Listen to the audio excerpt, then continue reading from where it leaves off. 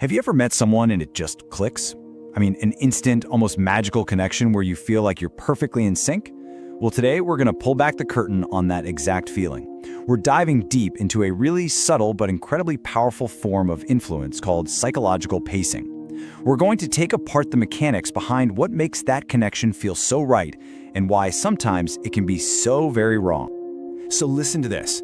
The person you feel the most in sync with may actually be the person who is most actively managing you. You know, we're all wired to think that a deep, rhythmic connection is the sign of a soulmate or a truly trusted friend. But the reality, it can be way more strategic. So why is it that the person who gets you so perfectly often ends up with you doing exactly what they want, even when it makes absolutely no sense? This right here is the core paradox of psychological pacing. It's that moment when someone mimics your internal rhythm, your very pulse, just to bypass your brain's natural security system. In this explainer, we are going to get into the architecture of this neural mimicry and see how rapport can be turned into a skeleton key to unlock your trust. So, here's our game plan. We're going to start with that central idea, the sync-as-trap paradox. Then, we'll get into the actual biology that makes this whole thing work. After that, we'll break down the specific three-step pattern of control, look at why a controller would even do this, and, most importantly, we'll cover the actual steps you can take to reclaim your own rhythm. We'll wrap things up by really cementing the idea that you are, and you always should be, the conductor of you. Okay, let's jump right into part one, the sync-as-trap paradox. This is where we really look at that unsettling feeling. You know the one. It's when rapport, which should be the foundation of a great connection, feels less like a bridge being built and more like a tool, like someone's using a skeleton key to get past your boundaries without you even realizing it. This question right here is the whole reason we're talking about this. From the time we're kids, we're taught to look for that feeling of being perfectly understood. You know, someone finishing your sentences, vibrating on the same frequency. But what if that feeling isn't a sign of some cosmic connection? What if it's actually a sign of a very deliberate, calculated strategy? See, that's the idea we're digging into. The person who's reflecting you so perfectly might not be doing it to connect with you, but to manage you. They're creating a mirror so flawless that you stop seeing them as another person, and you only see a version of yourself. And that makes it almost impossible to question what they're really after. So how is any of this even possible? Well, it's not magic, it's straight up biology. In this next part, we're going to shift from the what to the why and the how. We're about to look under the hood at the specific neurological mechanics that are being exploited to make this kind of manipulation so incredibly effective. It's all about how your brain can be, quite literally, calibrated by someone else. There's actually a scientific term for this, biosocial synchronization. And that's not just some buzzword. It's a real, documented cognitive shift that's been studied in behavioral science. It's the process where your core biological rhythms, we're talking your breathing, the speed of your speech, even your emotional state, gets systematically lined up with the controller's agenda. You see this technique in super high-stakes environments, right? Think of tense corporate negotiations, the inner circles of cults, or those intense relationships where one person needs to build overwhelming trust fast to just dismantle the other person's defenses. This isn't about being liked. It's about systematic calibration for control. So how does our brain fall for this? Well, it happens because of two main cognitive shortcuts or traps that our minds love to use. First up, the similarity trap. See, our brains are all about efficiency, always looking for the easy way. And one of the biggest shortcuts is trusting people who seem just like us. So when a controller mirrors you perfectly, your brain's internal security system just flags them as self or safe, and it automatically lowers your guard. Then there's the flow trap. This one is all about social pressure. We're taught it's rude to interrupt or break the smooth flow of a good conversation. Controllers totally exploit this. They create such a perfect, seamless conversational rhythm that you feel like it would be weird or just awkward to break it. And just like that, you're trapped inside their tempo. So you can really see the difference here between a healthy connection and a manipulative one. In a normal, organic interaction, you've got two people, each with their own unique internal rhythm. It's like a dance. There's give and take. But in what's called biological entrainment, that all changes. One person basically becomes the metronome, setting the beat for the other person's entire reality. That gut feeling you have, your sense of self, it gets slowly and methodically replaced by a vibe that is being actively managed by someone else. It's a quiet but total takeover of the conductor's podium in your mind. Now, this whole manipulation thing isn't just random. It's a playbook. It follows a very clear, predictable, three-step sequence. This is the core engine of psychological pacing. Pace, then lead. First, you match the rhythm.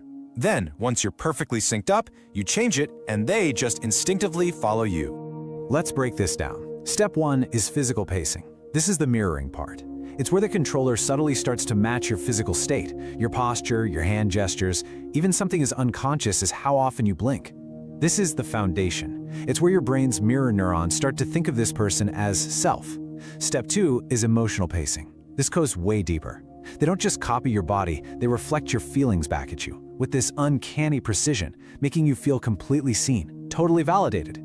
But then comes the real move, step 3, the directional lead. Once that deep sync is locked in, the controller changes their rhythm. They might go from a calm, supportive tone to an urgent one, or from quiet agreement to a sudden, bold request. And because you've been paced into the state of deep trust, your brain is totally primed to just follow their lead, no questions asked. And why on earth do our brains follow so easily? Well, the neurological payoff here is a state called neural coupling. Like we said, our brains love efficiency. They're always looking for the path of least resistance. And synchronized communication feels really easy to the brain. When you're in that deep rapport, your brain essentially says, hey, this is working, this is efficient, let's keep this vibe going. And it stops doing the hard work of checking facts and critiquing what's being said. Instead, it just defaults to following the flow that's been so expertly created by the controller.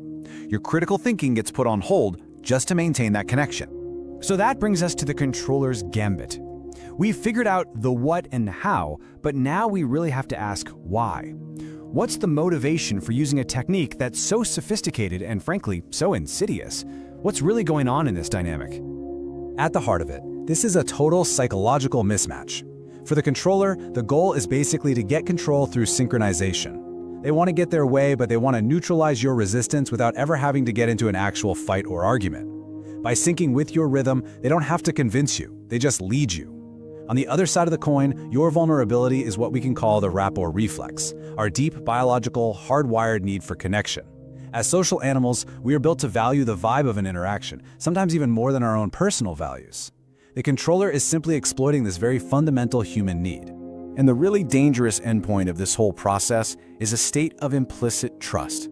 This is the moment the manipulation is complete. It's when you no longer see the controller as a separate person with their own thoughts, their own needs, their own agenda. Instead, your brain has basically filed them under the category of you. Their suggestions start to feel like your own thoughts. Their goals feel like your goals. And at this point, your ability to critically think about their actions has been almost totally shut down. All right, we have spent a lot of time taking apart the trap. Now let's switch gears and focus on how to get out of it. This section is all about taking action. It's about how you move from a state of biological entrainment, where someone else is setting your tempo, to a state of rhythmic sovereignty, where you are firmly in control of your own internal world. The first, and honestly the most important defense, is just awareness. And you can get there by running what we'll call the Tempo Audit.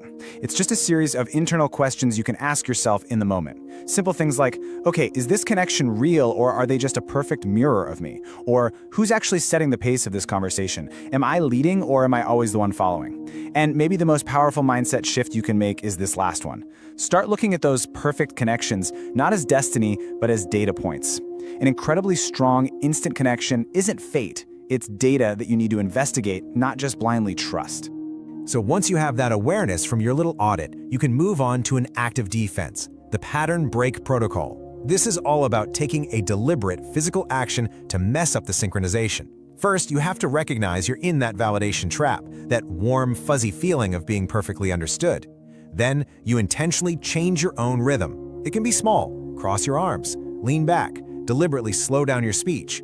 Now this is the key. Watch the reaction. A normal person might get a little confused for a second, but a controller who's actively pacing you will almost instinctively and immediately follow you. They'll recross their arms or slow their speech to match yours again, trying to get that sync back.